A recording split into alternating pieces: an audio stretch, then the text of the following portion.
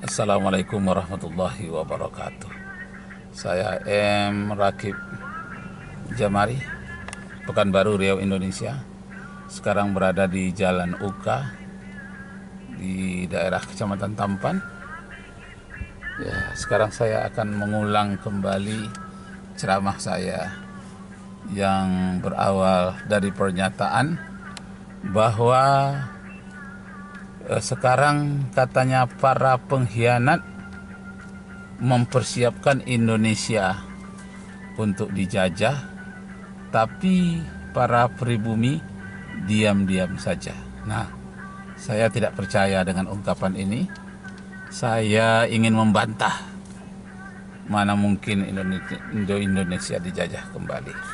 Baiklah, Bapak Ibu, saudara-saudara sekalian, masih saya ulang sedikit ungkapan dari Karel Stanbring, dosen saya di S2. Karel Stanbring ini yang orang Belanda. Dia mengatakan mungkin saja Indonesia dipersiapkan untuk dijajah lagi, tapi penjajahannya bukan lagi seperti penjajahan Belanda dahulu, berupa tanam paksa atau menembak orang kemana-mana, atau seperti Westerling yang membunuh 40.000 orang di lapangan di Sulawesi. Bukan itu lagi katanya. Penjajahan itu kemungkinan adalah dalam bidang ekonomi dan dalam bidang ideologi.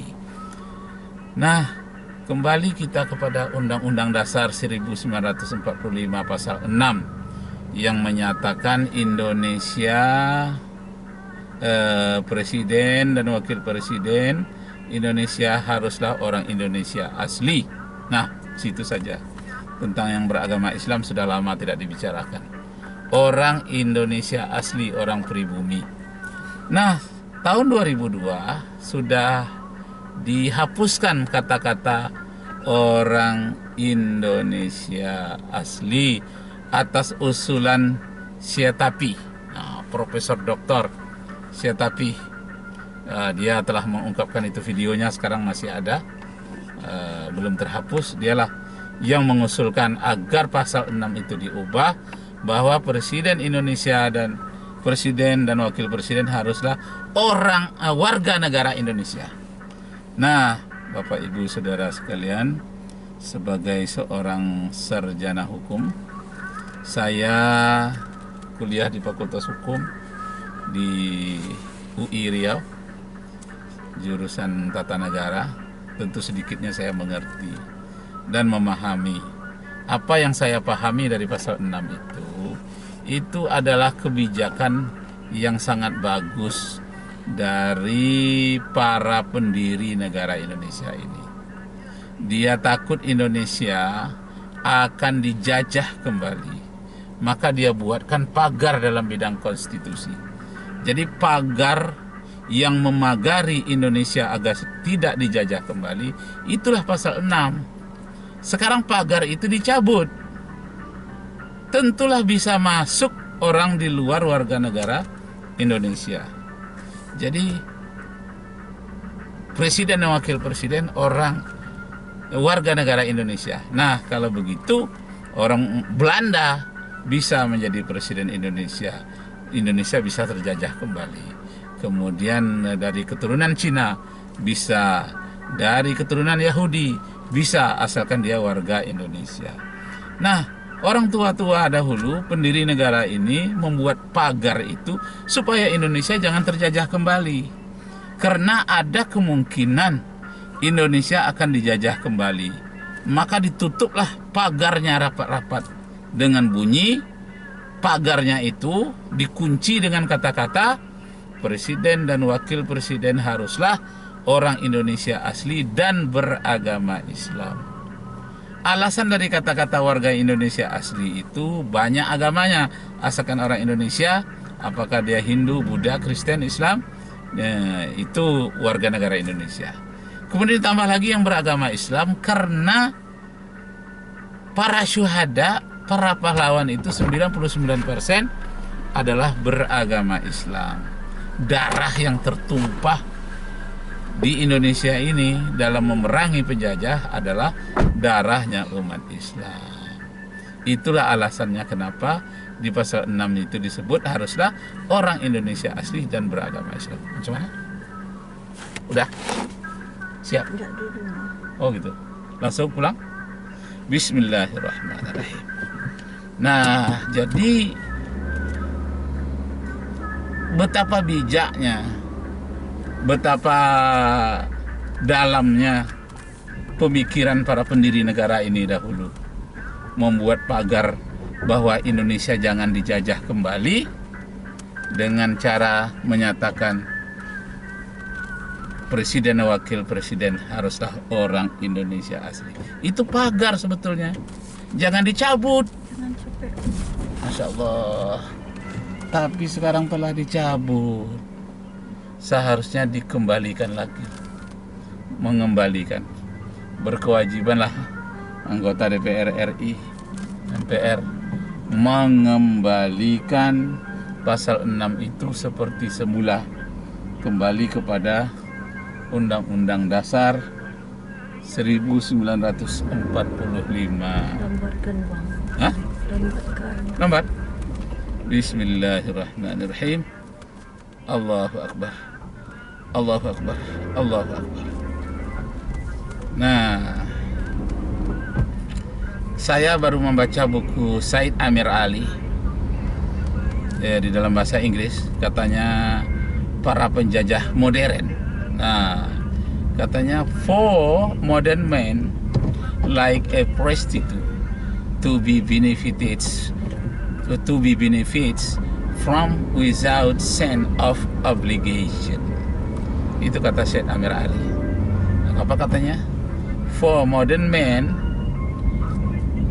for nature, like a prostitute, there they get benefit from without sense of obligation.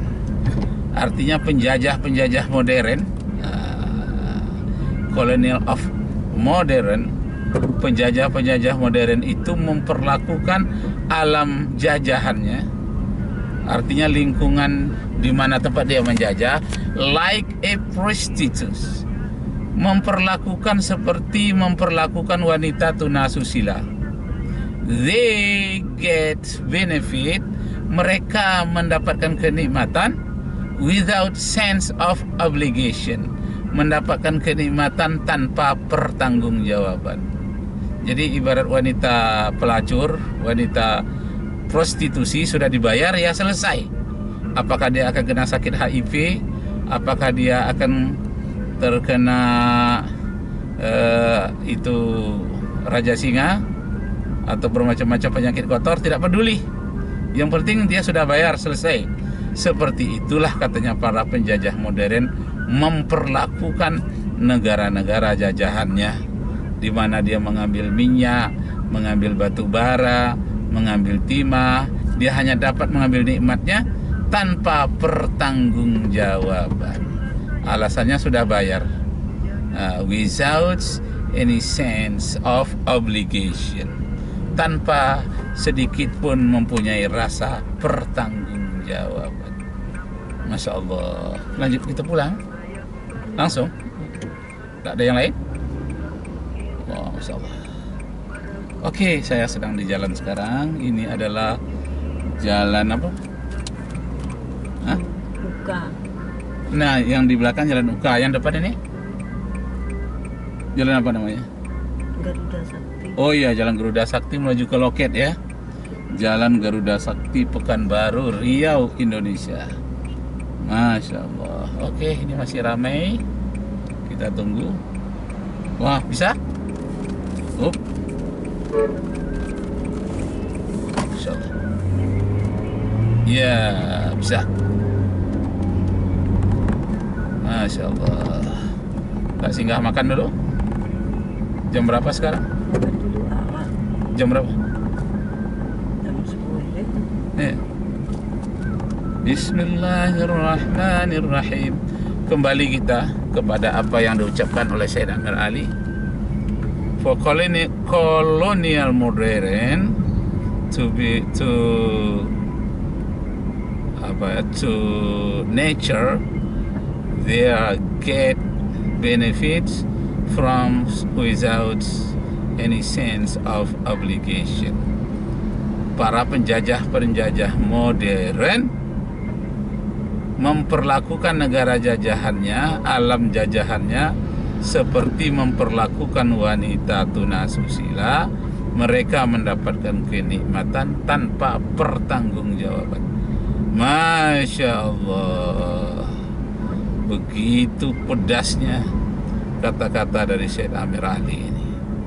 Ya, dalam bahasa Inggris sengaja saya hafal dulu untuk bahan lomba pidato waktu mahasiswa UIN Suskaryau tahun 1980, 81, 82, 83, 84 sampai 85 saya aktif mengikuti lomba pidato.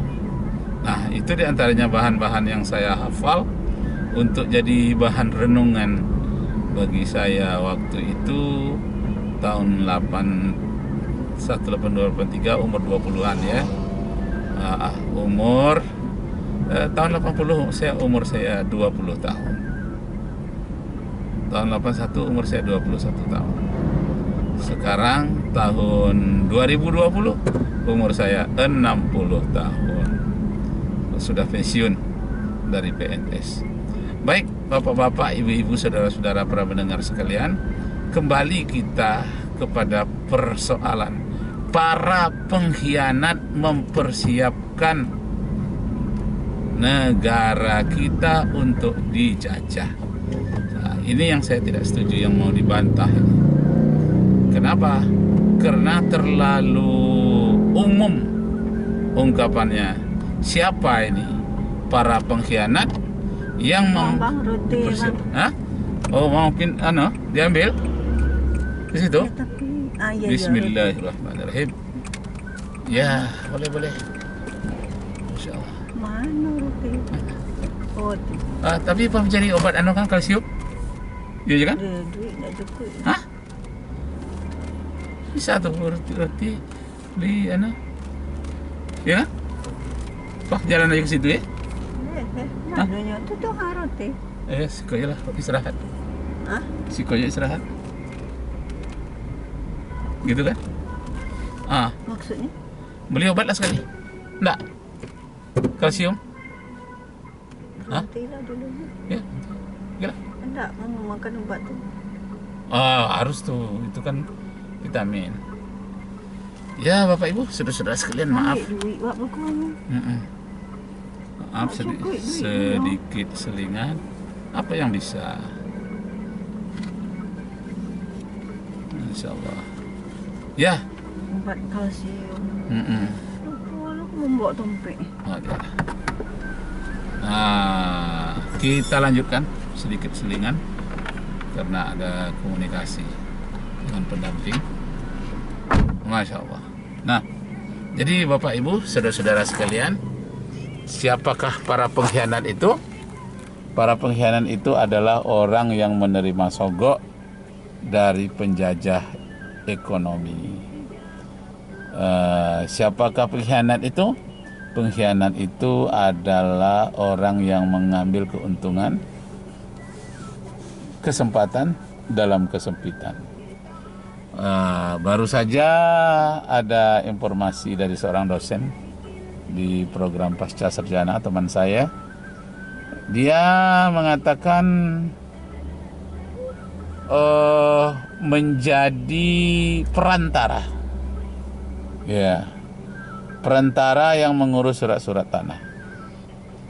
Jadi dia katakan seluruh surat-surat tanah itu yang dia urus begitu luasnya di satu kabupaten di Provinsi Riau, luas sekali, itu adalah milik orang luar negeri, tapi memakai nama orang-orang dalam negeri. Nah, nama-nama orang dalam negeri inilah yang disebut dengan pengkhianat itu. Kenapa? Karena dia akan menjual atas namanya ini, menjual negara ini kepada negara asing dengan dijual terasa oleh orang asing itu murah, menurut dia sudah mahal, tapi keuntungannya untuk dia pribadi. Nah, saya tanyakan, mengapa kok bisa tanah begitu luas dijual kepada orang-orang luar negeri? Alasannya mau pilkada, pemilihan kepala daerah. Jadi diperlukan biaya yang banyak dengan menjual tanah-tanah yang diperkirakan kurang produktif atau tanah-tanah yang tidak jelas pemiliknya selama ini, dibuatkan suratnya menjadi jelas, lalu dijual, akhirnya menjadi milik asing. Masya Allah. Nah, itulah yang disebut dengan pengkhianat. Pengkhianat yang mempersiapkan untuk kedatangan penjajah. Masya Allah. Bagaimana kita terjajah itu? Terjajah itu karena tanah-tanah 70% telah dimiliki oleh orang asing yang memakai nama penduduk 2% yang ada di Indonesia. Jadi orang yang 2% ini menguasai tanah 70%. Nah, sedangkan 98% hanya memiliki tanah berapa persen? 30%. Nah, Masya Allah, ini dalam jangka panjang adalah hal-hal yang sangat berbahaya. Hal-hal yang menyusahkan anak cucu kita di belakang hari. Karena itu undang-undang, peraturan perlu dipersiapkan, mental perlu dipersiapkan, dan Bapak Ibu saudara-saudara sekalian, generasi kita perlu dipersiapkan jiwanya, perlu dipersiapkan mentalnya, supaya jiwanya jangan mau menjadi kaki tangan penjajah. Jadi dalam salah satu kisah itu disebutkan bahwa dalam satu hutan banyak kayu-kayu yang menangis karena para pendatang dari luar datang. Maka pohon-pohon yang besar itu membujuk pohon-pohon di sekelilingnya, jangan menangis. Janganlah kalian menangis. Apa yang kalian tangiskan? Itu para pendatang itu membawa kapak yang sangat banyak, katanya. Habislah kita ditebangi semua. Kata pohon yang paling besar, kalian jangan khawatir, jangan cemas. Kapak-kapak itu tidak akan berbahaya kepada kita sedikit pun kalau di antara kalian kayu-kayu ini tidak bersedia menjadi tangkainya. Nah, tapi cerita ini sudah kuno ini. Ya, kalaulah di antara kayu-kayu di hutan tidak ada yang mau menjadi tangkai kapak, maka kapak itu tidak akan berbahaya bagi kita. Ini falsafah tangkai kapak ini luar biasa, ini sindirannya. Menjadi tangkai kapak itu artinya menjadi perantara, menjadi budak, menjadi orang suruhan, anjing-anjing penjaga rumah. Nah, kalau tidak ada anjing-anjing suruhan, maka orang tuan rumah tadi rumahnya tidak akan bisa bertahan, tidak akan bisa aman. Kalau tidak ada kayu-kayu yang bersedia menjadi tangkai kapak, maka kayu-kayu yang lain aman dari kapak. Nah, menjadi tangkai kapak ini maksudnya menjadi cukong-cukong perantara atau menjadi orang-orang yang bersedia disogok untuk para penjajah.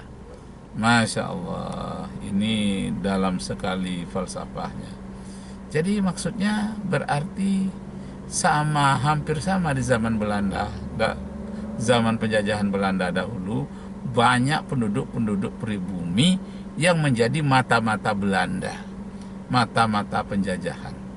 Di zaman sekarang banyak penduduk pribumi menjadi kaki tangan para rentenir.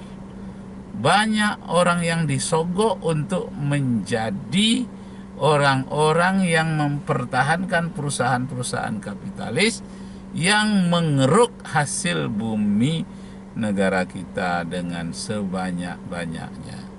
Nah, ini sindirannya. Kalau kita pahami ini luar biasa. Jadi membaca itu sangat penting. Membaca dalam artian iqra itu adalah meneliti. Bukanlah membaca yang tertulis, tapi membaca yang tidak tertulis. Karena dalam bahasa Arab, kalau membaca yang tertulis itu namanya tilawah. Utlu, bacalah. Tapi kalau iqra, bacalah, itu membaca yang tidak tertulis, tapi membaca yang tersirat, yang terdapat di daerah kita, di negara kita. Nah, coba kita baca yang tersirat. Apa sekarang yang terjadi di masyarakat kita? Ingin mengambil kayu di hutan. Wah, kalau masyarakat itu dilarang. Kenapa? Karena itu ada peraturan kehutanan. Tapi kalau para pengusaha, wah, besar-besaran dia tebang. Peralatannya bukan lagi memakai kapak, tapi memakai sinso, mesin-mesin yang luar biasa. Jadi betapapun kayu-kayu menolak untuk menjadi tangkai kapak, tidak masalah bagi dia. Dia melebihi daripada kapak. Ribuan hektar, puluhan hektar hutan habis ditebangi, termasuk hutan larangan, hutan adat, hutan negara, hutan lindung, banyak hutan-hutan lainnya, hutan masyarakat hutan.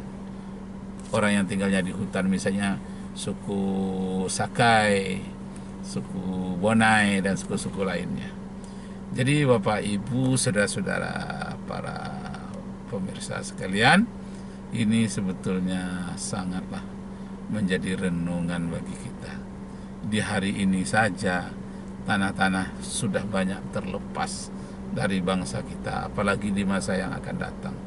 Anak cucu kita tidak bisa lagi mendapatkan tanah, seluruhnya sudah dikop oleh para konglomerat.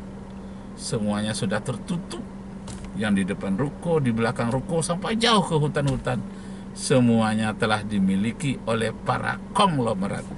Masya Allah. Karena itu hukum di negara kita harus membuat hal ini diperjelas lagi, supaya hak-hak rakyat terbentengi. Makanya mengamuk Hitler di Jerman, itulah yang terjadi. Dia untuk meletakkan kuburan ayahnya saja tidak bisa. Tanah-tanah sudah dimiliki oleh orang Yahudi. Jadi kapitalis, orang-orang pemilik modal itu, dia tidak mau berbagi.